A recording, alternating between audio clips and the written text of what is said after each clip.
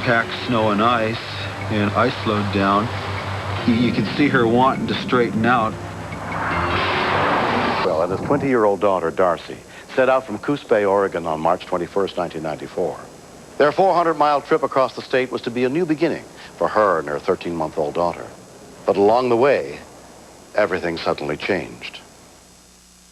I have to. And your mom will be behind me, and you'll be up there with me, okay? This was just going to be a quick trip for me to go over to Bend and come back the same day. Then go on up over the mountain, all right? My daughter was moving over to Bend to continue her education in the nursing program over there and work her way through college. I was more coordinated to driving with one hand and dealing with the baby with the other hand than Darcy was, so I just decided, well, we'll just put the baby in my vehicle, and that'll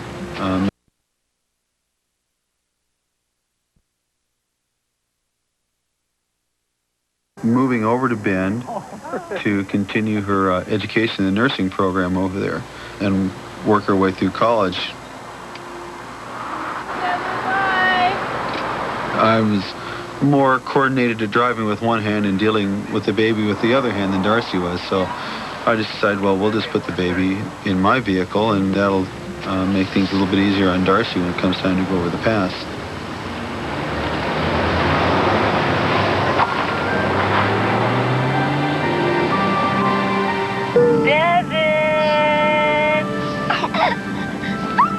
There's your mom inside the radio.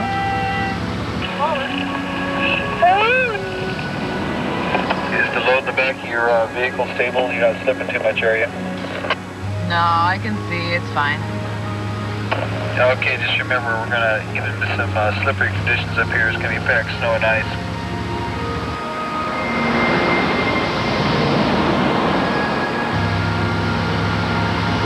When we started hitting packed snow and ice slowed down, I like to keep her in my rearview mirror.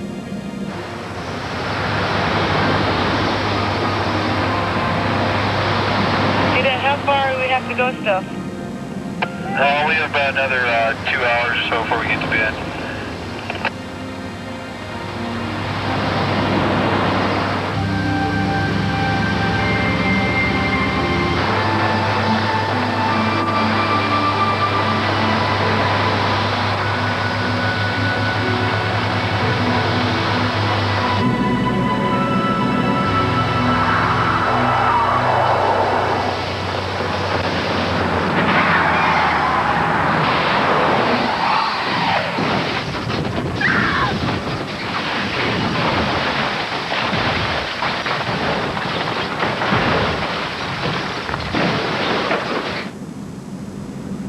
You could see her wanting to straighten out, but she just clipped the end of the guardrail.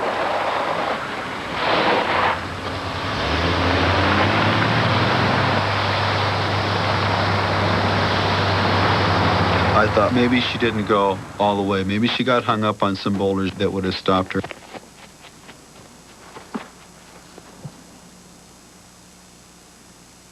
What's the baby? That's when I bail off the side of the hill. All the way down, I'm calling for her, and she's not responding. Darcy! And I'm thinking in my mind, oh God, don't let her be dead. Don't let her be dead. Darcy! What's up? It's a big weight lifted off your shoulders, knowing that, hey, she's alive and there's still a chance to get her out. That's when the engine caught on fire. That's to be expected. That's a nice area up there. Dan Tenninger and his cousin happened to be driving the same road. You could see skid marks going right off the edge of the cliff. There's a car over the bank. Like a low one, I'm going down. It looked like someone smoldering fire down there. You couldn't see nothing. But I didn't want to be a spectator and just watch it burn from the top of the cliff. Police, fire, and ambulance. Do you have an emergency? Yes, I do. There's a car went off a cliff here, up on Highway 58, up on the pass. I just stopped. It's on fire. Highway 58, do you know what milepost you're at? I'm not sure what mile. The cellular call initially came in to the Eugene EMS Center, 55 miles away. Okay. Oh, man, those people are dead.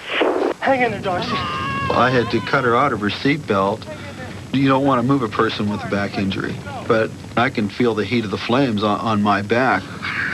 I didn't know if the gas tank was going to explode, but I knew she had at least a half a tank of gas. It's okay, I gotta get you up.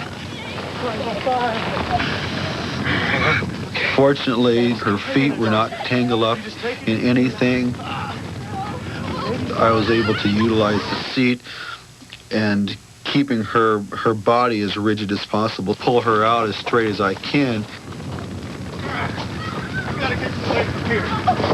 Please, I know. Hang with me. The rocks were the size of Volkswagens. We were slipping and falling. A tire exploded. Boom! We didn't know what it was. We jumped a little bit. Oakridge fire and ambulance units were immediately dispatched, but they were more than 20 minutes away. And what kind of vehicle? Car? Okay, they got the guy out. Don't move him! Don't move him, Dad! Who got the guy out? Who's with him? My buddy. He's dragging the guy. Don't move him! He could have a broken leg or something in his neck or back. Do you know if the person is conscious or breathing? I can't tell. Let me find out. Is he okay? Is he alive? Dan!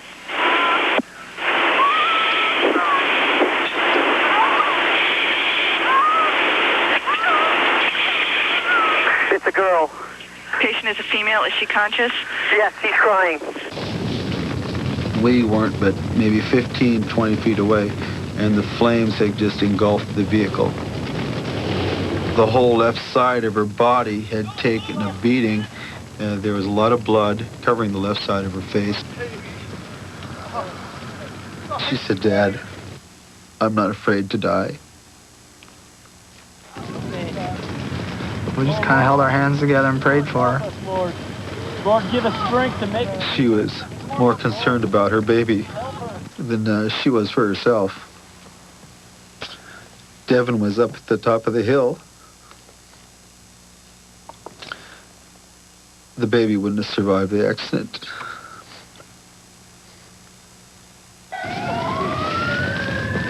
The temperature had dropped to about 20 degrees. She was going into hypothermia.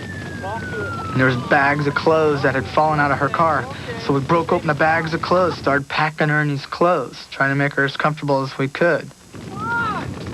EMT Mark Leverton was one of the first medics on the scene.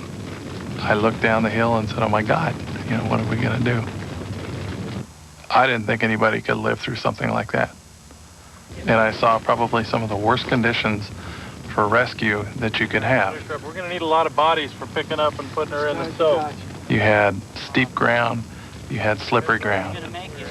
It was gonna be a brute force show. We got a year on the head. You stabilize the head. We need 2 people on shoulders, 2 people on hips, 2 people on legs. We're gonna pick her up as a unit, put her in. Okay. She kept asking me, how far did I go down? I thought maybe they'd put her in shock. She actually knew how far she fell. So I didn't want to tell her, yeah, you just went 300-400 feet over a cliff, and you're all busted up. She had some obvious outward signs of cuts and scrapes and bruises, but along with those come internal injuries, which are the silent killers. Kind of go to your right a little bit. There were 3 times up the hill where she got real quiet and real limp, and I thought she was gone. But every time she was a fighter, she came back. 2.5 hours after the crash, Darcy was finally pulled out of the ravine. I still had about a 75-mile drive into St. Charles Hospital in Bend. Your first instinct is to hurry, but I had to remember I still had my granddaughter with me, and I didn't want another accident to happen. It was probably the longest 75 miles that I could have driven. 20-year-old Darcy Criswell was transferred to an Airlife helicopter and taken to St. Charles Medical Center, where neurosurgeon Mark Belsa took over her care. Good to see you. She's been down a little while. She's a little bit cool, but she's moving all extremities. She had a fractured spine. She had a fractured left elbow. She had a fractured foot, a bruised lung, a perforated lung. Look over here. She could have had a lot worse. She could have been thrown from the vehicle and died. Darcy could have been killed by fire. She came within a half an inch of being paralyzed from the waist down because of her spinal fracture. I didn't really realize the impact of the accident until I seen my daughter laying in ICU. I must have stayed there quite late, just waiting for her to go to sleep. A year has passed. I kind of believe that things happen for a purpose. And it's like, what exactly am I supposed to be learning from this? I mean, was this really necessary? She'll never be able to be a floor nurse because of her back injury, the weakness in her arm. The requirements are you have to lift, I think, 50 pounds, be able to lift that. She's just now getting to the point where she can lift her daughter. But she's very determined. She's known since she was 8 years old that she was going to go to college. I am glad that I wore my seatbelt, and I'm really thankful that there were people there to help me. There was a state trooper down there. He actually let me wear his hat for a while. He said I earned it. I was sore for days. But it's always good to have a save. And this is one that I put in my top 5. My dad, to me, was a hero. I think as kids and teenagers, people don't appreciate their parents. They just kind of forget what all their parents do for them. And it made me really stop and think. Next, Teresa let